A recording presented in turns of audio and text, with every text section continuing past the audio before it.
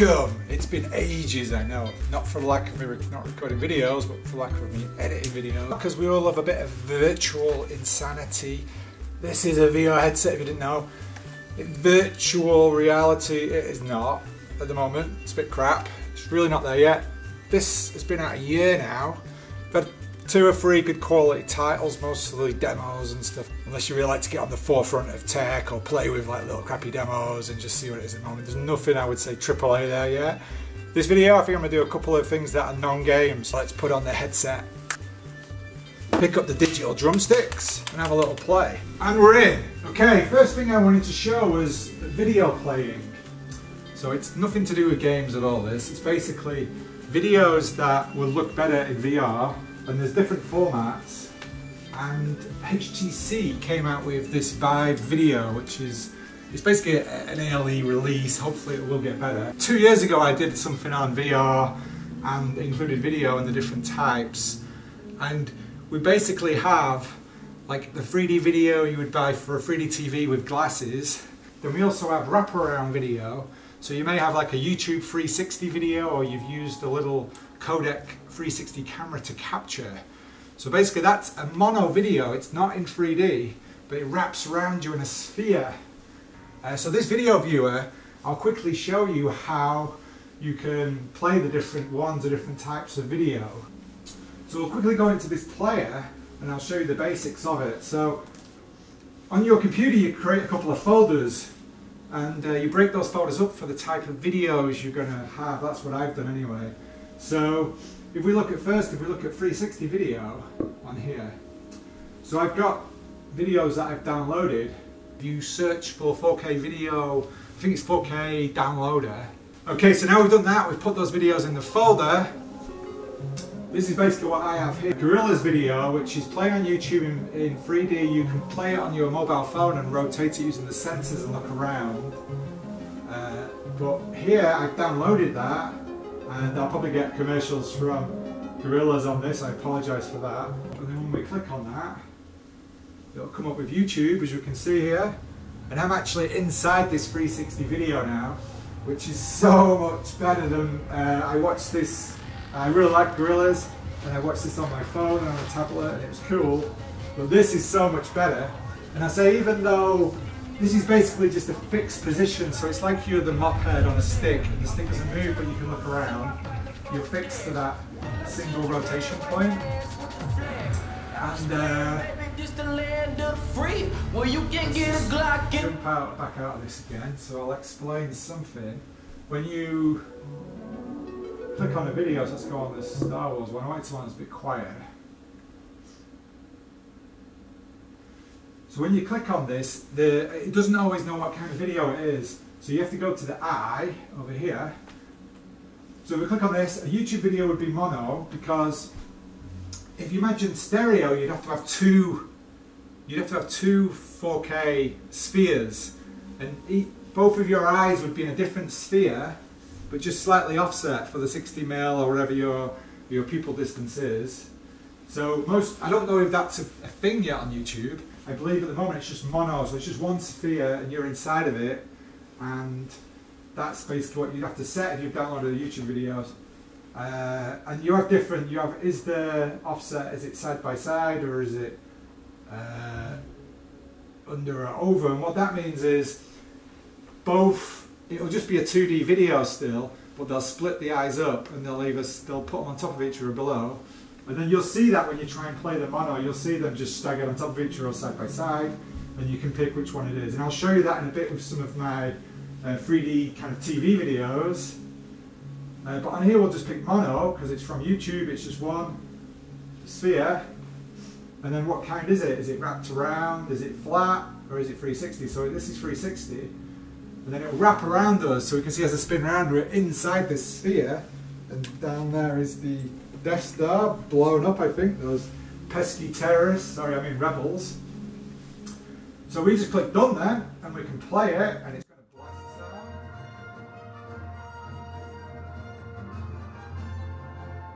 And it kind of feels immersive. There is the Death Star. Whoa! So this is pretty epic. It's not 3D, but it looks as hell. It looks pretty amazing.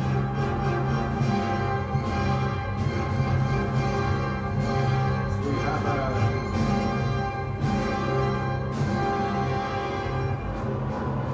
I don't know what this is. Is it a fan-made thing or it's a real LucasArts clip? I don't know. But if you've got a VR headset, you can go and try it.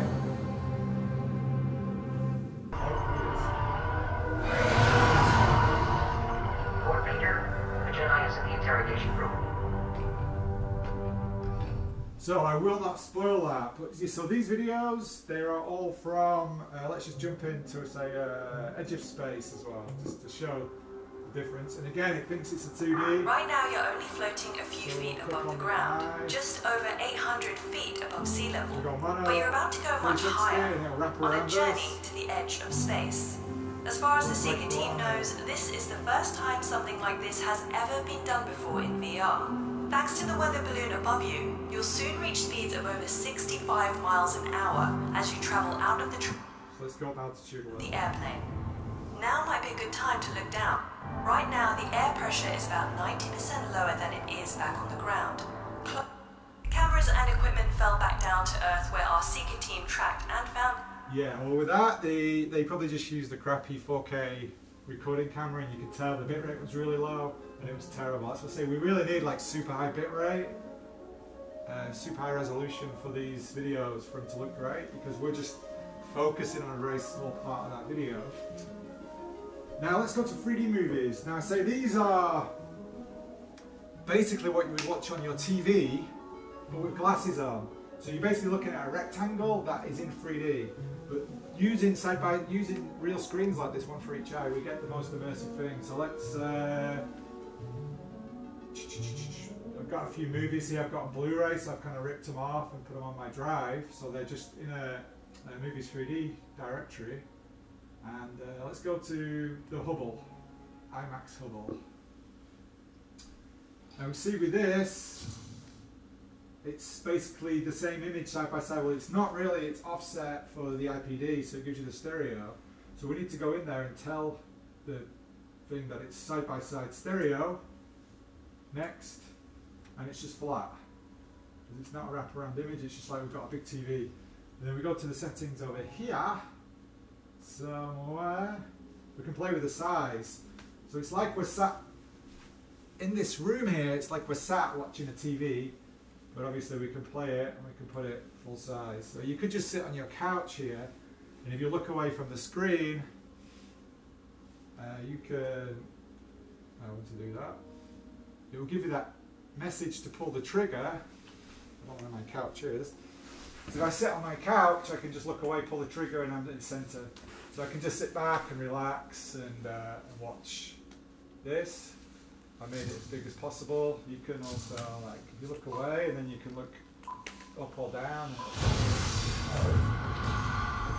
Now we're in Google Earth VR. I think this is absolutely tremendous. Now I'm a person who will sit on Google Maps and just browse for hours. So you may not like this, but I think it's amazing. I think it's absolutely, click start on here. It's tremendous, it really is. So basically you're a giant, you're probably 1,000 foot tall to start off with, and you're on Google Earth, or you're in Google Earth, and Google, they must have some algorithms that build really accurate tree models. So you can see what I can see, hopefully, and I don't know what town this is it Florida? No, it's not Florence, I don't know where we are. So what we can do is, we have two different modes. We have like a vertical looking down mode, where we can zoom out the planet Earth. So this amazing planet that we're destroying the fuck out of, we can just spin it round, we can look, we can grab the sky, and we can change where the sun and shadow is night and day. So we start to see our cities, how they light up at night time. It's just, the 3D is tremendous. It's like I could just hug the Earth at the moment, if you're into that kind of thing. We've got the Milky Way behind us at night. Obviously we can only see the stars at night. We'll bring the sun around and light things up, so we can just browse around here like crazy. We've got Africa here, Europe, UK, Up here we've got Greenland, Iceland. It's absolutely amazing. So we can zoom into, just get rid of that again. Yeah, we do have a menu, so you can do tours. You've got feature tours, you can do scenery, mountains, different cities, other things that it likes, nature. You can save places as your favourite. You can turn maps on, you can add the music. Let's turn the music off for now so you can hear me talk. Human scale, so you can zoom right down. But when you're really, really close, the resolution's not that good as you would expect. So let's go somewhere. Well, where I am at the moment is in Seattle. So if we zoom out at the US, or North America, if you will, so Mexico, US, Canada, land. We zoom in, we're well up here in Seattle. So we got Oregon here, Portland, up to Seattle. So Seattle, you've basically got the Olympic mountain range here. It's not on the Pacific like you would think when you're looking at the US. And you've got way back in, so you've got 2 or 3 hours drive, and you've got the Puget Sound here, and the San Juan Islands goes up into Vancouver and Canada. Now Seattle is squashed in between the Puget Sound. You can see Bainbridge. This is just so easy to look around and see what's going on, just in this looking down view. So you can see Seattle squashed between Lake Washington here, north and down. You've got Renton. The airport is here, SeaTac, Seattle Tacoma. And I live up here, around here at the top of the lake somewhere. I used to work up here into the Mukilteo area, and this is Boeing, so you'll see a lot of Boeings here. This is where they assemble, they have the final assembly line for a lot of the aircraft. You'll see a lot of 787s here they're working on. If you go down to Renton, it's where they do a lot of the smaller aircraft, the 737s and such. There's another airfield over here where they have a lot of museum, so you can zoom in here, you can see a lot of little planes and whatnot. This is all top down, so if we press our right button, we're going to kind of close in navigation mode, so we can really zoom in here and everything's in 3D. And you can see when we zoom in, it kind of focuses on the spot because of loading. So it's loading in that really fast, and we can actually fly, we can move the cursor around, we can kind of cruise along and fly by here. But it's an amazing feeling when you go somewhere, especially and so here we're going into the airfields on about, so we've got some military here, it looks like some AWACS aircraft here, with the radomes on the top. So we go along a little bit, we should have the Museum of Flight. So they've actually got some of the aircraft here. This is the car park. And we see when we move, it's focused and it all loads, and it's like, boom, the world's around you and you are there. It's pretty incredible. And here we have some old DC aircraft, some old war bombers. Is that a Flying Fortress? Maybe. I should know my aircraft, but they're not super clear. They're not rendered so well, but they're good enough so you can see them. So yeah, here we've got the Concorde, we've got a 747 over here. Absolutely delightful detail. And we can just zoom out a little bit and we'll be like, oh, where's Seattle? Oh, it's down here. And you can kind of point on it and grab it and zoom in. So we can zoom into this town here. We've got the sports stadiums. You can even see the detail of the light rail going down to the airport. We can zoom into the city, rotate to get whatever angle we want. There is no rotation in the controls, you just have to turn your body. And then we can see the whole city here. And you can see ferries, but they're in 2D, they're not modeled. So there's a ferry, a car ferry, that probably goes over to Bainbridge Island or something like that. Over here we have the port, we've got Aki Beach. Over here is a really nice area, a lot of people live because it's quite close to the town, so you can see you can zoom in and you can see the geometry here, you can see the beach. It's absolutely brilliant. I mean, even when I was looking around where I live, and so we're kind of over here, and I was jogging, and I even found this route where there's a golf course, so I run along here, and there's this little route, and there's a park over here, and I even found this hill, which I run up. So I can see I run up this hill. Well, I did run up that once, but I run it kind of zigzaggy now, found an easier way. And you can see geometry just like so. You can review where you're going to go. You can even buy a house and you can say, oh, what's it like around here? You really see the geometry. It's absolutely pretty fantastic. So you can see, like, I'll try and compare if I get down and show a photo of this. So this is like the algorithms that Google they've created from all the map scenery. I mean, it's a little bit imperfect, but for what it is, it's fantastic. And if they can improve on it, who knows where it's going to go.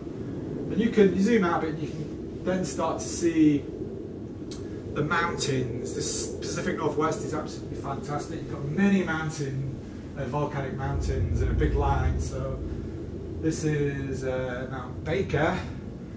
The Cascades is the ridge that runs along. So you can actually just fly along here, and I don't know if I could name them all. I believe this is Rainier. It's one close to Seattle, and then I was actually looking for St. Helens. Yeah, so this is St. Helens, which is quite obvious because I believe in the 80s, was it 82, remember right? It blew up. So they've rendered this quite well because it's on the tour of scenery, so it's quite well done. Actually, if you visit this, you can see it's still steaming out of here. They don't really have that detail, but it's pretty awesome. You can actually see the side of it fell out, and the direction it went, I believe there was a guy still in here, and there is a little lookout somewhere. If I can find it. Oh, this is it, yeah, so I think it's Johnson Lookout. So you can drive up here, there is a road down, and I believe the guy who stayed when the thing blew up got killed, so they paid respect to him by naming this after him. I don't have the labels on, but I think it is Johnson.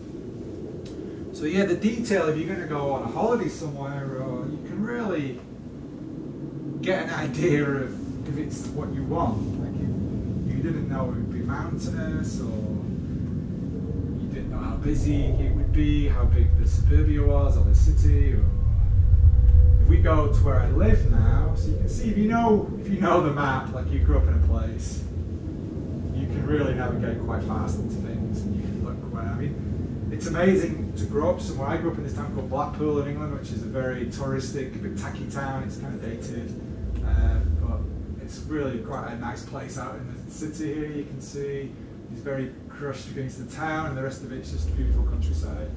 So I can zoom in to, I still have a house in a town out here, but where I actually grew up, over here, I can rotate into that, and I can just see this whole area where I grew up, and I know all these places, and I've seen maps before, obviously, but you just don't see it with this kind of proportions. Obviously, I've flown over it many times in planes. I used to work at a military aircraft place up here, which is watered. Where'd I go? Here. So I used to work here, and I used to fly from here up to Scotland quite a lot. So I'd fly over this town. I dropped the sky then, so you can make quite nice views of things if you zoom in. If this was your farm, you can zoom in here, and you can say, I want a picture of that. I want to see what it's like at night time, so you can just bring the sunset down. So, oh, ain't that pretty? Ain't that pretty? You can see all the hills around there and whatnot. Anyway, so yeah, it's pretty spectacular this. If you have a Vive, Oculus, or any of the Samsung, I guess, if it works on that, there's so many features in this town that, I say I grew up and I knew. So there's like a high school I went to, there's a water tower, we have like a mini Eiffel Tower, there's piers, there's a huge pleasure park over here. And I just know all this like back in my hand, obviously, because I grew up here. This was on the beach like 100 years ago. It's called the Pleasure Beach. They brought it back to land and it got quite a bit bigger. You can actually get down and look at the rides and stuff. The Big Dipper, this is the big one, which is a lot more modern. There's some stuff here I didn't see, I've not been for a while. The Space Invader, there's the roller coaster, which is really old rickety ones. It's very much, if you're American, it's very much like Coney Island, just bigger. There's a park here I used to run around called Stanley Park. I will do. I was here last time with my mother, and I took some drone stuff. So what I'll do is I'll show you this. I believe I flew from here at the drone, from this bridge. So we can get down here and I will overlay some drone footage of this area so you can compare. And then we went to this garden and actually went to this is actually a cafe, this beautiful building here, and we sat outside with my mum and had some stuff. I flew down here with the drone, clicked out this really nice clock tower. Yeah, it's pretty spectacular. This is Google Earth VR. It's free. It's free, so if you have VR and you're wondering what to play with or you want to impress the family with, the controls take a while, but there is a little tool, so that'll work you through it, and it will definitely give you a different view of where you live, and maybe if you're going to go on holiday somewhere and you want to navigate, it really give you a really good idea where things should be, for as bad as navigation here. If you ever go to England, just ignore the rest of it and go to the Lake District here. It's by far the nicest place. And if you're going to go specifically where, Windermere's a bit busy, Ambleside, yeah, you can miss that and go to Coniston, because Coniston's a delightful old town. And you can walk up from the hill, you can walk up the Old Man Coniston there, beautiful hill. It's a place to go. It's like a tourist show. It's like a tourist destination. So yeah, I'm just like flicking between kind of, I've got to be busy then, which mode I was in. And so yeah, that is Google Earth, and absolutely, I love it. It's free. I hope they can make this better and better. I can imagine games like this where you're managing like wars between countries and you have to manage the resources, or if it's like the old Populous game where you're like playing God and you're managing the people and raising land, and like, this would be a fantastic way of doing it. You know, in VR, it's so much more information just visually. It's so easy to browse than using a mouse and keyboard on a 2D screen. So I definitely see a future for this kind of thing. If people, if they get away from the kind of restricted games they're doing at the moment, there's a couple of AAA games VR coming out. Hopefully 4 out of 4 VR would be good. The Batman game, I might play with that. I think that's just been released. So that should be really, really cool. I don't know where the camera is, but this is a couple of things, non-games on VR. I hope you hope this video, and if there's anything you want me to play with, or future videos, I need to get re-inspired because I've not done any for a few months, then maybe I will. And I'll see you maybe in virtual reality, maybe in Tech Tidbits, maybe on the motorbike, who knows. See you in the next one, bye bye.